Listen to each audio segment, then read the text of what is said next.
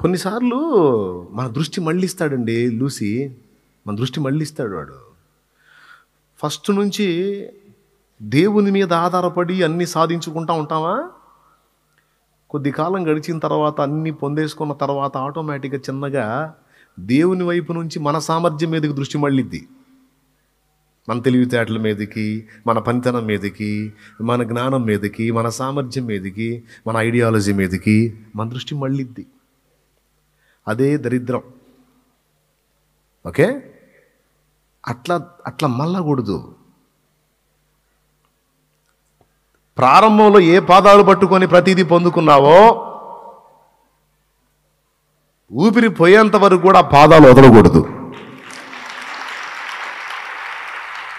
కానీ కొంత ప్రయాణం చేసిన తర్వాత ఆ మైండ్ మారిపోయి మానవ సంబంధమైనటువంటి ఆలోచనల్లోకి, ప్రయాసల్లోకి, టెన్షన్స్లోకి, ఒత్తిడిలోకి వెళ్ళిన అనుభవాలు నేను అనుభవించా. చంప మీద లాగా ఒకటి పీకినట్టు దేవుడు మాట్లాడుతున్నాడు నీతోనూ నాతోనూ కూడా. ప్రార్థన చేసుకున్నాక నాతో కూడా మాట్లాడని ఇదే. ఒరే బుజ్జాయ్, నా పాదాల దగ్గరకు వచ్చి మోకాళ్ళుని ప్రతిదీ గోజాడి పొందుకొని నువ్వు ఊహనైనా ఊహించని కార్యాలు చూసావు కదరా బుజ్జాయ్. ఇప్పుడెందుకురా మళ్ళా అక్కడిక్కడ చూస్తావు? ఇప్పుడెందుకురా వాళ్ళ మీద వీళ్ళ మీద పడతావు? ఇప్పుడెందుకురా వాళ్ళని వీళ్ళని హడావుడి చేస్తావు? ఒరే బుజ్జాయ్ అని నాతో మాట్లాడుతున్నాడు. నీతో కూడా మాట్లాడితే స్తోత్రం. రారా, నా కాళ్ళ దగ్గరికే రాయ్యా, రా నా పాదాల దగ్గరికి రారా బుజ్జాయ్. ప్రతి కార్యమును సాధించి నీకు ఇచ్చువాడును నేను. హల్లెలూయా.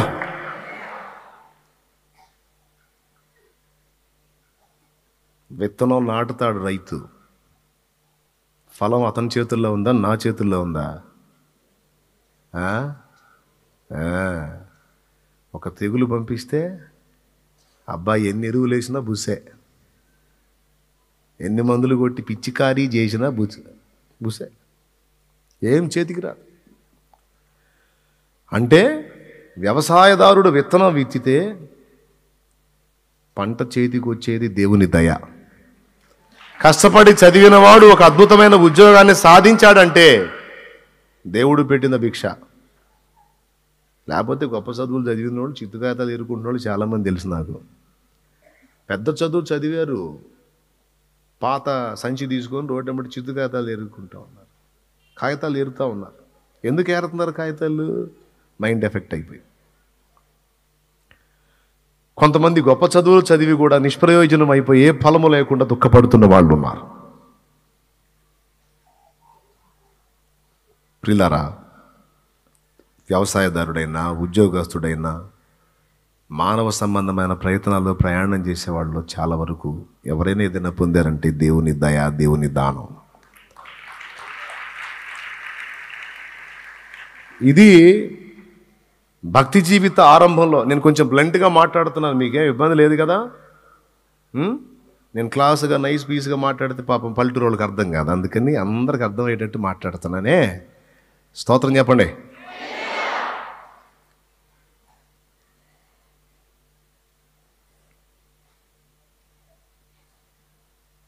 దేవుని పాదాల చెంతకు వచ్చి దేవుని పాదాల చెంత గోజాడి పొందుకోవడానికి మనకు అవకాశం ఇవ్వబడింది. లోకస్తులకి తెలీదు, కానీ మనకి చక్కగా అన్ని వివరించి చెప్పాడు గ్రంథంలో. అలా ఆయన పాద సన్నిధిని గోజాడి పొందిన వాళ్ళ చరిత్రలు రాశాడు.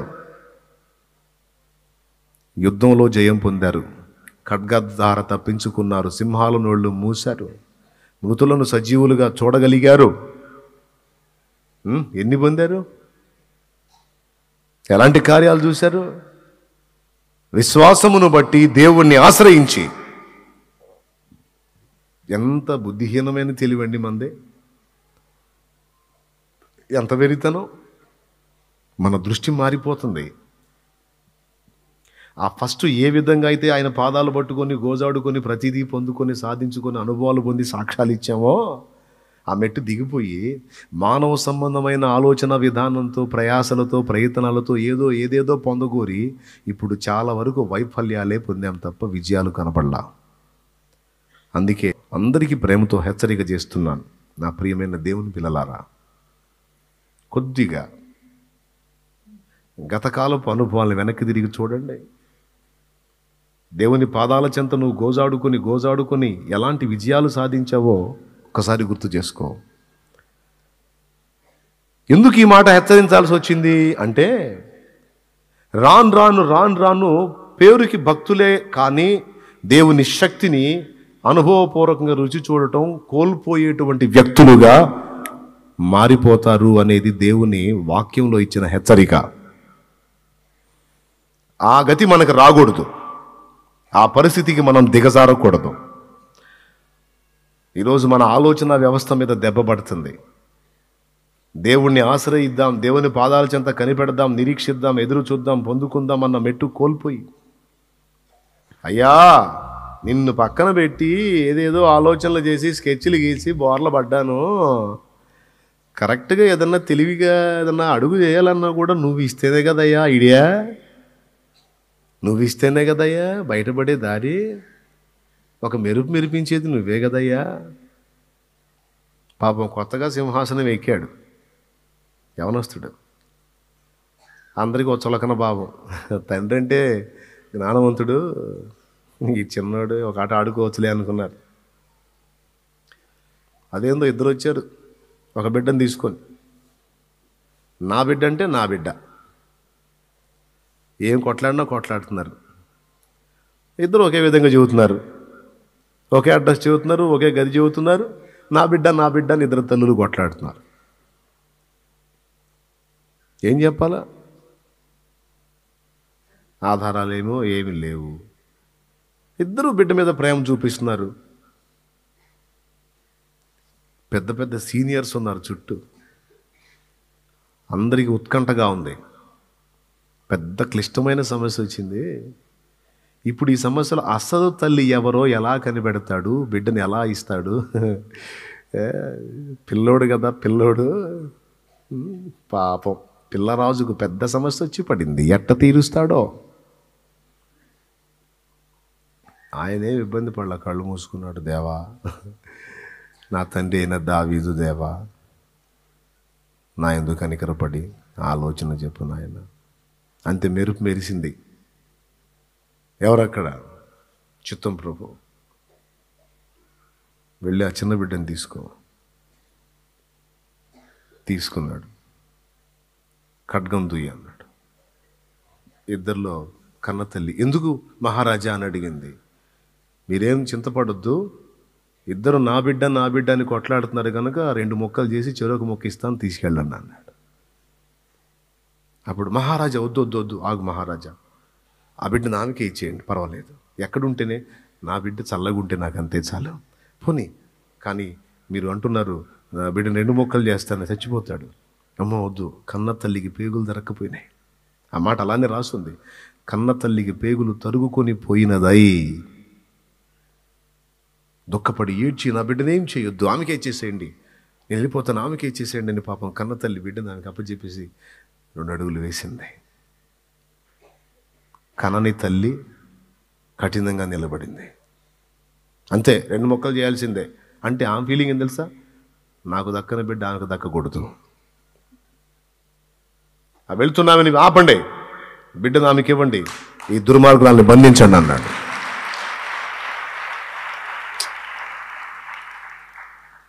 ఎందుకంటే కన్న తల్లి అనడానికి గుర్తేంటో తెలుసా? వాత్సల్యమే. వాత్సల్యానికి మించిన సాక్ష్యం ఏముంది? మమకారానికి మించిన సాక్ష్యం ఏముంది? అమ్మ కాబట్టి బిడ్డ బతకాలని కోరుకుంది, అమ్మ కాదు కాబట్టి చచ్చినా పర్వాలేదు అనుకుంది. మైండ్ పోయింది మొత్తం సభ మొత్తానికి. అప్పుడు తీర్పు తీర్చుట యందు రాజు దైవజ్ఞానము పొందాడన్న సంగతి వాళ్ళకు అర్థమైంది. హల్లెలూయా. ఎట్లా వచ్చింది చెప్పనా? ఆయనే ఇచ్చాడు. నా తమ్ముడు, కొన్ని క్లిష్టమైన జటిలమైన ప్రతికూల పరిస్థితులు జీవితంలో తేల్చుకోలేని ఉన్నాయి. నా చెల్లి, అమ్మా, తేల్చుకోలేని ఉన్నాయి, అర్థం కాదు. దేవుడు ఐడియా ఇస్తాడమ్మా. దేవుడు సూపర్ ఐడియా ఇస్తాడు. మెరుపు మెరిసిద్ది అంతే. ఆ మెరుపు నీకు మెరిపించిన దాకా కాళ్ళు పట్టుకోవాలి ఆయన కాళ్ళు. నాకు తెలివి లేదయ్యా, నా జ్ఞానం లేదయ్యా, నేను ఎలా డీల్ చేసుకోవాలో నాకు అర్థం కావట్లేదయ్యా, ఎటుపోయి పడుతున్నానో, ఏమవుతుందో, ఏ విధంగా సెట్ చేద్దామన్నా నా వల్ల కావటం లేదా. వెలుగు కోసం వెంపర్లాడుతున్నాను, చీకటే అనుభవిస్తున్నా. మధురమైన అనుభవాలు దొరుకుతాయేమో అని పరిగెత్తుతున్నాను, మారా అనుభవాల్లోనే ఆగిపోతున్నాను. చేదు, నా వల్ల కాదయ్యా, నాకు తెలివిని, నా కృప చూపు అని నీ అసమర్థతని ఆయన ముందు ఒప్పుకొని ఆయన సామర్థ్యాన్ని నీవు అడిగిన ఎడల నిశ్చయముగా నీవు దాన్ని పొందగలవు. నువ్వు దేవుణ్ణి విశ్వసించిన వాడవైతే, విశ్వసించిన దానవైతే, విధవరాలైన స్త్రీ అన్యాయస్తుని దగ్గర న్యాయం పొందగలిగినప్పుడు న్యాయాధిపతి దగ్గర మరి నిశ్చయముగా న్యాయం పొందుతావు కదా. ఆయన నీకు న్యాయము తీర్చినంత వరకు, నీకు తెలివినిచ్చినంత వరకు, జ్ఞానమునిచ్చినంత వరకు నీవు ఆయన పాదాలు వదలకూడదు కదా. యెహోవా ఆత్మ బుద్ధి జ్ఞానములకు, తెలివి జ్ఞానములకు ఆధారమగు ఆత్మ. యెషయా గ్రంథము 11వ అధ్యాయము 1వ వచనం నుంచి, యెషయి మొద్దు నుండి చిగురు పుట్టును, వాని వేరుల నుండి అంకురము ఎదిగి ఫలించును. యెహోవా ఆత్మ జ్ఞాన వివేకములకు ఆధారమగు ఆత్మ. జ్ఞానం ఇందాక పాడుకున్నాం కదా. సమతకే స్వాగతం, నిజమమతకే స్వాగతం, సకల భాగ్యాల సప్తనేత్రాల పాడాం కదా. ఆ తర్వాత చరణం, క్రీస్తుకే స్వాగతం, నా యేసుకే స్వాగతం, సత్య మార్గాల జీవవాక్యాల కర్తకే స్వాగతం, నా జ్ఞానికే స్వాగతం, నా జ్ఞానికే స్వాగతం. నా జ్ఞానండి, నా జ్ఞాని, నాది కాదు జ్ఞానం, నాకొక జ్ఞానవంతుడున్నాడు, మహాజ్ఞానం ఉన్నాడు. చిక్కు చిక్కు ముళ్ళేసుకొని ఇరుక్కుపోయి బయట పడడం చేత కాక గందరగోళం అవుతుంది. మొత్తాన్ని వైనంగా తొలగించి నన్ను బయటికి తీసుకురాగల జ్ఞానవంతుడున్నాడు నాకు. హల్లెలూయా, హల్లెలూయా, హల్లెలూయా, హల్లెలూయా, హల్లెలూయా. బయటికి తేగలడో. నా ప్రియమైన దేవుని బిడ్డలారా, ఆ జ్ఞానవంతుని ఆశ్రయిస్తావు, పట్టుబట్టి విధవరాలు గోజాడినట్టు గోజాడుతావు, మెరిపిస్తాడు కదా నీకు. దేవునికి స్తోత్రం. గట్టిగా చెప్పు. ఇవ్వడని ఎవడు చెప్తాడు? ఆయనే చెప్పాడు. అరే, ఆమె మానక గోజాడినందున అన్యాయస్తుడే న్యాయాన్ని చూపగలిగినప్పుడు ఆల్రెడీ న్యాయవంతుడైన వాడు నీకు న్యాయం చేయడా? జరిగినంత వరకు, న్యాయము జరుగునంత వరకు ఆమె గోజాడినట్టు గోజాడు. నువ్వు విసుగక ప్రార్థించు, విశ్వాసంతో ఎదురు చూడు. నువ్వు అడిగిన దానికంటే, ఊహించిన దానికంటే అత్యధికంగా పొందుతావు. హల్లెలూయా. ఏమంటారు? ఏదైనా తెలివి కావాలా? అక్కడ రాసుంది, యెహోవా ఆత్మ జ్ఞాన వివేకములకు ఆధారమగు ఆత్మ. ఆలోచన బలములకు ఆధారమగు ఆత్మ. ఆలోచన బలములకు ఆధారమగు తెలివిని యెహోవా ఎడల భయభక్తులను పుట్టించు ఆత్మ అతని మీద నిలుచును. దేవునికి స్తోత్రం. దైవాత్మకి ఇవన్నీ ఉన్నాయి. దైవాత్మ దగ్గర ఇవన్నీ ఉన్నాయి. మనం పెళ్లిలో పాడుకుంటున్నాం ఓ పాట, బుద్ధియు జ్ఞానము సంపదలన్నీ గుప్తమై ఉన్నవి నీ యందే. పాపం ఆ పెళ్లి జంటకే అడుగుతున్నాం కానీ మనం అడుక్కోవట్లా. బుద్ధియు జ్ఞానము సంపదలన్నీ గుప్తమై ఉన్నవి నీ యందే, ఇహ పర సుఖములు మెండుగా నొసగి ఇలవర్తిల్లగ జేయుమయ్యా దేవరావయ్యా. ఎవరు పెళ్ళి కాదు, కొట్టవాగండి. నీది వెనలీవయ్యా అని పాడుతున్నాం. పాపం పెళ్లి చేసుకునే వాళ్ళకి ఏమని అడుగుతున్నాం, బుద్ధి జ్ఞానం మనకి కావద్దు. నాకు కూడా ఏ అని పాడాలి. దేవుని దగ్గర ఉంది జ్ఞానం, దేవుని దగ్గర ఉంది తెలివి. నువ్వు ఏ స్టెప్ తీసుకుంటే ఒక మలుపు తిరిగిద్దో ఆయన చెప్తాడు. కృంగిపోవాకు నాన్న, కృంగిపోవాకు, నేను ఇస్తాగా నీకు ఐడియా. పరిగెత్తేవాడిని పరిగెత్తనీరా, నీకెందుకు, నువ్వు ఉండట్లు, నా చేతుల్లో ఉంది నాన్న, నేను తిప్పుతాను మలుపు, నువ్వు ఆగురా ఆగు. అరే వాళ్ళని చూసి హడావుడి కావకురా, మేహోనా నేను ఉన్నాగమ్మా, రిలాక్స్ రిలాక్స్ రిలాక్స్. అరే నువ్వు ప్రశాంతంగా ఉండి విశ్రాంతి పొందండి, నువ్వు దడ పెంచుకుంటావు ఎందుకు? నన్ను ఆశ్రయించిన వారికి ఎవరికి ఇవ్వకుండా త్రోసేశాను? నా యొద్ద కాచుకున్న వారికి ఎవరికి నేను సహాయపడకుండా ఉన్నాను? మాట ఇచ్చి తప్పుతానా? కన్నా ప్రేమను ఇమ్మని సోదరి అన్న విన్నవించగదేవుని, కన్నా ప్రేమను ఇమ్మని సోదరి అన్న విన్నవించగదేవుని, అన్ని పెరిగిన తండ్రి అన్నాను దీవించ, అన్ని పెరిగిన తండ్రి అన్నాను దీవించ, అన్నేకెక్కిన కొడుకు చెన్నుగను దీన, కరుణాపీఠము చేరలే దేవుని కృప చరణాస్థలిని చేరలే, కరుణాపీఠము చేరలే దేవుని కృప చరణాస్థలిని చేరలే,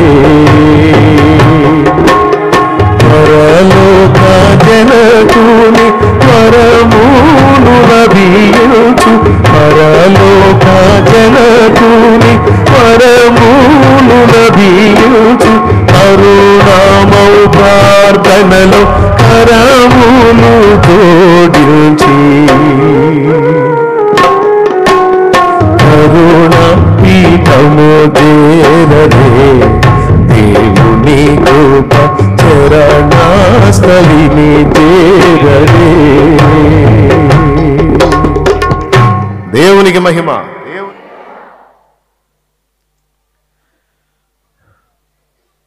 లేవా దేవుని పాదాల దగ్గర సమాధానాలు? కానీ నమ్మమే. అంత విశ్వాసం, అంత నిరీక్షణ, అంత ఎదురుచూపు. ఇప్పుడంతా ఆర్డర్ చేయగానే ఇంటికి వచ్చేటట్టుంది వ్యవహారం అంతా. ఫాస్ట్గా అన్నీ అయిపోవాలన్నట్టుగా ఉంది తపన. కొంచెం కనిపెట్టుట, కాచుకొనుట, దేవుని గోజాడుట, కాస్త పట్టుదలగా దేవుని ముందు ప్రార్థించుట, ఆయన నమ్ముట, ఆయన కార్యం కొరకు ఓపికతో కనిపెట్టుట కీలకమైన విషయమా కాదండి? ఎందుకండి ఒక్కోసారి మైండ్ పోయినట్టు అయిపోతున్నాం మనం? ఎందుకు సొంత ఆలోచనలోకి వెళ్ళిపోతున్నాం, సొంత ఐడియాలజీలోకి వెళ్ళిపోతున్నాం? దారి మళ్ళుతుందండి, తేడా పడుతున్నాం. అందరూ సరి చేసుకోవాలి, అందరూ దిద్దుకోవాలి. ఆయన పాదాల దగ్గర సమస్తము ఉన్నాయి, సమస్తము ఉన్నాయి. విశ్వసించటం, ప్రార్థించటం, ఆయన కార్యం కొరకు ఎదురు చూడటం అనే ఒకే ఒక పంచి మనం గట్టిగా నేర్చుకోవాలండి. పంచి అండి అది.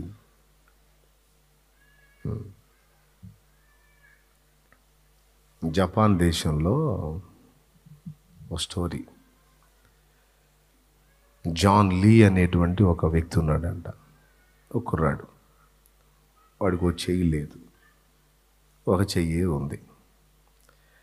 వానికి జూడో నేర్చుకోవాలని బాగా ఇష్టం.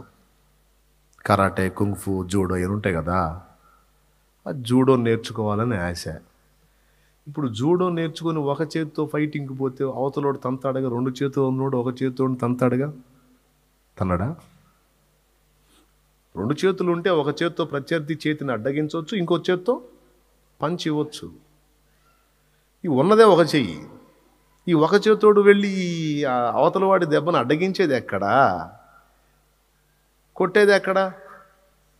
వాళ్ళ నాన్న అడిగాడంట, డాడీ నాకు జూడో స్కూల్లో చేర్చవా, నేను జూడో నేర్చుకుంటా అంటే, జూడో నా ఉన్నది కూడా పోయింది, కూర్చోరా అన్నాడంట. ఆల్రెడీ ఒకటి పోయింది, అట్లాంటి సాహసాలు చేస్తే ఇంకొకటి పోయిద్ది, ఇప్పటికే మా ప్రాణం ఇబ్బంది పడుతుంది, నీ అవతారం ఎట్లా చూసి వద్దులే అని అంట. చివరికి విసిగించి విసిగించి విసిగించి విసిగిస్తే అనుమతి ఇచ్చాడు, నేను రాను, నువ్వే పోయి చేరుకోవాలి. ఈ జూడో నేర్పే ఆ స్కూల్ దగ్గరికి వెళ్తే ఆయన చూసి, ఒక చెయ్యేగా కష్టం అయిద్దిలే, వద్దు పో అన్నాడు. పాపం ఎక్కడికి వెళ్ళినా చేర్చుకోవాలా, అయినా ఇతను పట్టుదల్లా. నాకు ఆశ ఉంది, ఆసక్తి ఉంది, ఒక్కడన్నా నేను నేర్పుతాను అనకపోతాడని మొండిగా వెతికితే ఒక పెద్ద వయసు ఆయన, మంచి సీనియరే, పనోడే, అయితే పని అయిపోయినాడు పాపం, పెద్ద వయసు వచ్చింది. ఆయన దగ్గరికి వెళ్ళాడంట. ఈ ఒక చేయి చూపించి, నాకున్నది ఇదే, నాకు జూడో నేర్పుతారా, మీరు కూడా నేర్పనంటే నాకు జీవితం మీదే విరక్తి పడుతుంది అన్నాడంట. ఓ బాబు వద్దు, తిండి తిన్నావో లేదు, బాగా చిక్కిపోయావు, ఆహారం తిను, నేను నేర్పుతా అన్నాడంట. ఇక జాయిన్ అయ్యాడు. పాపం పోయిన రోజు నుంచి ఈ చాలా రోజులు, ఇప్పుడు రకరకాల పట్లు ఉంటాయి కదా, ఫైటింగ్లో రకరకాల విధానాలు ఉంటాయి కదా, మనోడికి అన్ని, మిగిలిన వాళ్ళకి రెండు చేతులు ఉన్న వాళ్ళకేం అన్నీ నేర్పుతున్నాడు, ఇతనికేం ఒక్కటే పట్టు నేర్పుతున్నాడు. ఒకటే పంచ్, అది ఏ టైప్ పంచో స్తోత్రం చెప్పండి. ఒకటే నేర్పుతున్నాడు. కొన్ని నెలలు నేర్చుకున్నాక పోయాడు మళ్ళా గురువు దగ్గరికి. గురువు గారు, జూడోలో ఉన్నదంతా ఈ ఒక్క పంచేనా, ఇంకా చాలా రకాలు ఉన్నాయా? రకాలు ఉన్నాయి అన్నాడు. మరి నాకు ఎందుకండి, ఒకటే నేర్పుతున్నారు. అట్లా అడగకూడదు నాయన, నీకు రెండో పట్టు ఎప్పుడు నేర్పాలో నేను తర్వాత చూస్తాను, ముందు నువ్వు నీకు నేర్పింది నేర్చుకో అంతే అన్నాడు. మళ్ళీ కాదంటే దీన్ని కూడా ఆపుతాడు కదా, మళ్ళీ అది కూడా నేర్పడే ఎందుకు వచ్చిన గొడవ అని ఆ ఒకటే. ఇక పాప అందరూ అన్నీ నేర్చుకుంటారు, ఇకేం ఒకటే. సరే, పోటీలు వచ్చినాయి బయట, వేరే వాళ్ళ దగ్గర, అన్ని ప్రాంతాల్లోంచి వస్తున్నారు. గురువు వీడి దగ్గరికి వచ్చి, ఇగో పోటీలో నువ్వు కూడా వస్తున్నావు, నువ్వు కూడా ఉంటున్నావు, సిద్ధపడన్నాడు. ఇదేంది, నేను నేర్చుకుంది ఒకటే, పోటీ ఏంది, సిద్ధమేనా అన్నాడు. సిద్ధమేనా అంటే, నా పట్టేందో గురువుకు తెలుసు కాబట్టి ఇంకా సిద్ధమా అంటే సిద్ధం కాదని ఎట్టనేది, సిద్ధమే అన్నాడు. తీసుకెళ్తే అవతలోళ్ళకి ఈ ఒక్క పంచుతోనే జవాబిస్తున్నాడు వీడు. అట్టచేరి ఫైనల్స్కి చేరాడు. ఫైనల్స్కి వెళ్ళాడు. వీడికి ఆశ్చర్యంగానే ఉంది, ఏందిరా వాళ్ళు రకరకాలు నేర్చుకున్నారు, నేను నేర్చుకుంది ఒకటే, ఇదేంటి వీడికి ఎంతగానే ఉంది. సరే, ఇప్పుడు ఫైనల్ వాడు అందరినీ కొట్టొచ్చినోడు, వాడు ఇప్పుడు ప్రత్యర్థి, వాడు గట్టోడే. ఇప్పుడు ఇతనేమో ఒకటే పంచి, ఒకటే చెయ్యి. ఇంతమంది దగ్గర ఉడికిన పప్పు వీడి దగ్గర ఉడుకుతాయో డౌటు. సరే ఎట్టకొచ్చి గురువుకి వెళ్ళి చూశాడు. ఆయన నిరభ్యంతరంగా వెళ్ళిపో అన్నాడు. సరే ఇక చేయి అడ్డం పెడుతున్నాడు. వాడు రకరకాల కొడుతున్నాడు, వీడిని కొడుతున్నాడు. ఇంక అడ్డం పెట్టుకునే సరిపోతుంది, వీడు పంచి ఇచ్చేదానికి లేదు. ఇక ట్రై చేస్తున్నాడు వేరే రకంగా కొడదాం అని, కుదరట్లా. ఇక వాడు బాగా కొట్టేస్తున్నాడు. ఇక లాభం లేదు, ఇక మనకు తెలిసింది ఇది ఒక్కటే కాబట్టి ఇక లాభం లేదు, ఈ రూట్లోనే వెళ్ళాల్సిందే అని ఈ నేర్చుకున్నదే ఒక్కటే పంచి కదా. ఒక్కసారికి ఎగబడి వాడు ఇక లేవకుండా కొట్టాడు వాడిని. అంతే, వీడే గెలిచాడు. ఓకే, బాగుంది, అయిపోయింది. ఏదో వేస్తారుగా మెడలో, గోల్డ్ మెడలో ఏదో వేస్తారు కదండి, వేసారు. ఆనందంగా వచ్చాడు, గురువు దగ్గరికి వచ్చి, గురువు గారు వాళ్ళకి 2 చేతులు ఉన్నాయి, సీనియర్లు, మహాచాకచక్యం కలిగిన వాళ్ళు, నేను ఒక చెయ్యోడిని, రకరకాలు నేర్చుకోలే, ఒకటే నేను నేర్చుకుంది. వాళ్ళు ఎలా ఓడిపోయారు, నేను ఎలా గెలిచాను నాకు డౌటు అన్నాడు. నాకు డౌట్ అండి అంటే అప్పుడు గురువు చెప్పాడు, నువ్వు గెలవటానికి 3 కారణాలు రా అన్నాడంట. మొట్టమొదటిది, నువ్వు నా దగ్గరకు వచ్చి నేను ఒకటే పంచి నేర్పుతుంటే ఒక్కసారి అడిగావు, ఇదేనా ఇంకేమైనా ఉన్నాయా అంటే ఇదే అన్నాను. ఇక మళ్ళీ ఎదురు మాట్లాడకుండా నేను నీకు నేర్పిన దాన్ని అక్షరాలా నేర్చుకున్నావు చూడు, అది మొదటి కారణం. అంటే నాకు ఎదురు చెప్పకుండా నేను చెప్పిన దానికి నువ్వు విధేయత చూపావు చూడు, అది మొదటి కారణం. రెండవది ఏంటంటే, నీకు ఒక చెయ్యి లేదు. నేను నేర్పిన ఆ ఫైటింగ్ విధానంలో ఆ పంచ్ నువ్వు ఇచ్చావు చూడు, అది నువ్వు ఇవ్వటానికి పూనుకున్నప్పుడు నీ ప్రత్యర్థి నీ మీద అటాక్ చేయాలంటే వాడు నీ 2వ చేతిని పట్టుకొని నిన్ను మెల్ట్ చేసి కొట్టాలి. వాడు నిన్ను పట్టుకోవటానికి 2వ చేయి నీకు లేదు. నీకు 2వ చేయి ఉన్నట్టయితే నువ్వు ఈ చేతితో పంచికి స్టార్ట్ చేస్తే ఈ చేయి పట్టుకొని లాగి ఇడి తిప్పి నిన్ను బాధేవాడు వాడు. ఇప్పుడు వాడు అట్ట పట్టుకొని నీడు తిప్పడానికి ఛాన్స్ లేకుండా నీ అవిటితనమే అద్భుతంగా నీకు ఉపకరించింది, ప్రత్యర్థి దెబ్బపడకుండా.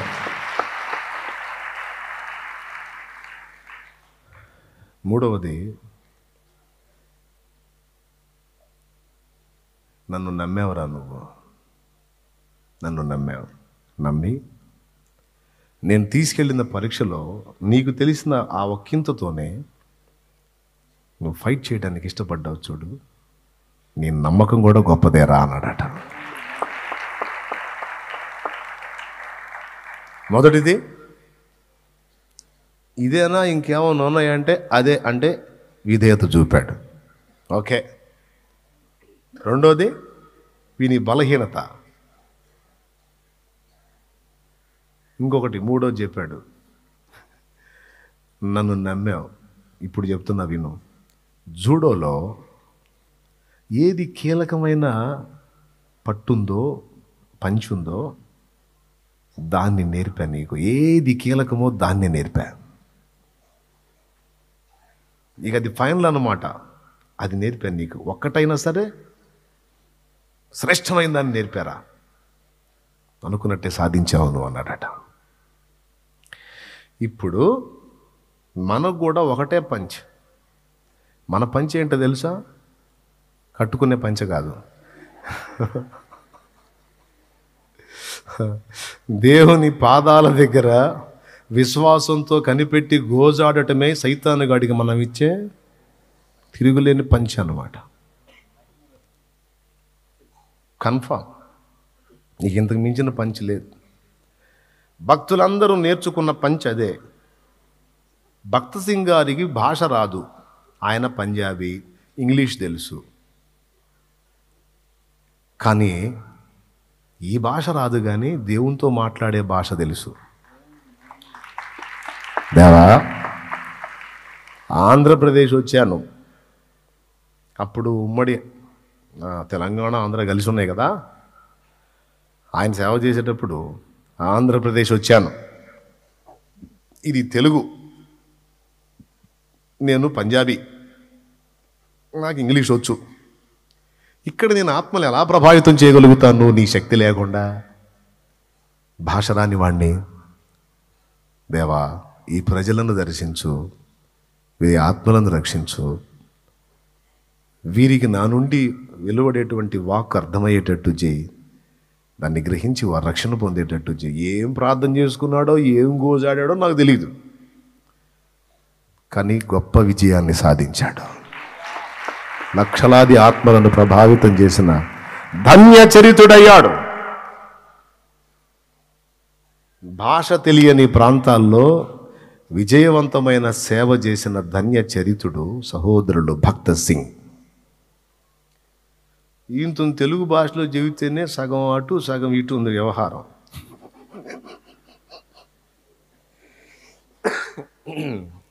అవునా? అందరికీ మనందరి తెలుగు భాష వాళ్ళమేగా. ఈ తెలుగు భాష చెబితేనే సగం అటు సగం ఇటు ఉంది భక్తి. అసలు ఇంగ్లీష్లో చెబితే ఏం అర్థమైద్దండి? చదువునోడికి, చదువు లేనోడికి, చదువు ఉన్నోడికి అర్థమైద్ది, చదువు లేనోడికి ఏం అర్థమైద్ది? కానీ విచిత్రం చెప్పనా, భక్త సింగ్ గారు కూటాలు పెట్టినప్పుడు ఆయన భాష అర్థం కాని వాళ్ళు కూడా వచ్చి కూర్చునేవాళ్ళంట. మీకేం అర్థమవుతుంది మీరు వచ్చి కూర్చున్నారు అని వాళ్ళని అడిగితే ఆయన చెప్పే మాటలు మాకేం అర్థమవుతుందంటే తర్వాత సంగతి, కానీ ఈ ఫెలోషిప్, ఈ సహవాసం, ఈ సన్నిధి చూస్తుంటే మాకు ఇంటికాడ ఉండబుద్ధి కాటల్లో ఇక్కడికి రావాలనిపిస్తుంది, అందుకనే వచ్చి కూర్చున్నా.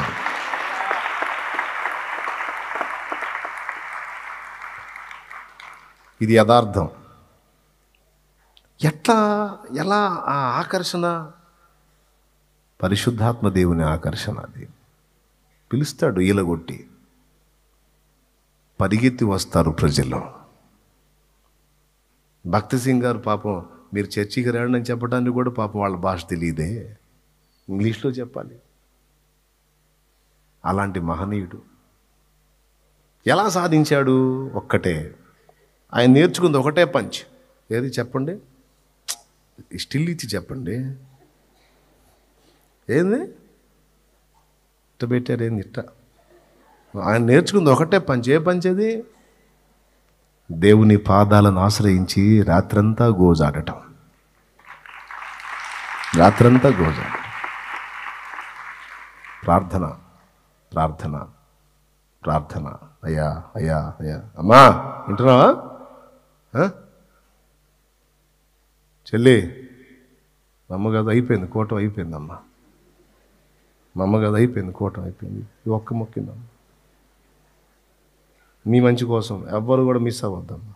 అందరేనమ్మా, అందరే. అయ్యా ఏనన్నా ఒక్కటే ప్రార్థన, ప్రార్థన. దేవా, దేవా, నా ప్రయాస వ్యర్థంగా అనియొద్దావు.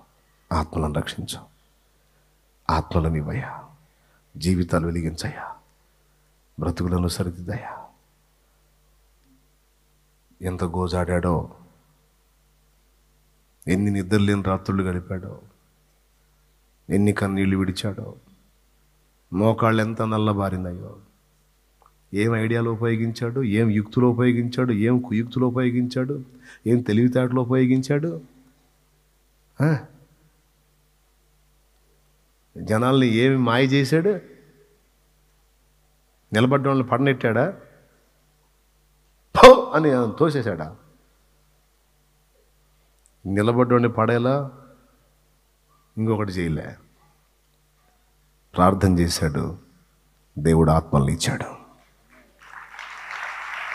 ఆయన వెళ్ళిపోయి సంవత్సరాలు అయిపోయింది, ఆయన పని సాగుతూనే ఉంది. అనేక మంది ఆ పరిచర్యను నడిపిస్తూనే ఉన్నారు. సహోదరులు భక్త సింగ్ గారు ఏర్పరిచిన హెబ్రోన్ పరిచర్య నడుస్తూనే ఉంది. అందులోంచి గొప్ప గొప్ప భక్తులు లేపబడి సేమ్ డినామినేషన్లో ఉండకపోయినా, అక్కడ అందులోనే ఉండకపోయినా వేరే వేరే పరిచర్యలు సొంతంగా పెట్టుకొని కూడా గొప్ప విజయాలు సాధించిన భక్తులు ఉన్నారు సహోదరులు భక్త సింగ్ గారి పరిచర్యలో. సేవకులకు ఉపయోగపడిద్ది, విశ్వాసులకు కూడా ఉపయోగపడిద్ది అండి. భాష తెలియని వ్యక్తి తమిళనాడులో ఆత్మల్ని సంపాదించాడు, తమిళుల మధ్యలో, ఆంధ్రుల మధ్యలో ఆత్మల్ని సంపాదించాడు, సంఘాలు కట్టాడు, ఇంకా అనేక ప్రాంతాల్లో కట్టాడు. మోకాళ్ళలోని ప్రార్థన చేసి దేవుని సన్నిధిలో గోజాడేవాడిని పిచ్చోళ్ళలాగా చూసేవాళ్ళు ఉన్నారు. పద్దాకల ప్రార్థన ప్రార్థన ప్రార్థన అంటాడు, స్తోత్రిద్దాం అంటాడు, స్తుతిద్దాం అంటాడు, ప్రార్థన చేద్దాం అంటాడు, పోదాంపా దేవుని దగ్గరికి మోకాళ్ళు వేద్దాంపా అంటాడు. ఏంది ఎట్లా అట్లా అంటే ఎట్లా? ప్రకటించాలి నిజమే, పరిచర్య చేయాలి నిజమే, దానికి ముందు ప్రార్థించాలి, ప్రార్థించాలి, ప్రార్థించాలి, ప్రార్థించాలి, ప్రార్థించాలి. విసుగక గోజాడాలి. పైకి భక్తి గల వారి వలె ఉండి దాని శక్తిని ఆశ్రయించని వారై ఉండక భక్తిని చేయటమే కదా దాని శక్తిని మనం అనుభవించాలి, లోకానికి కూడా ప్రాక్టికల్గా చూపించాలి.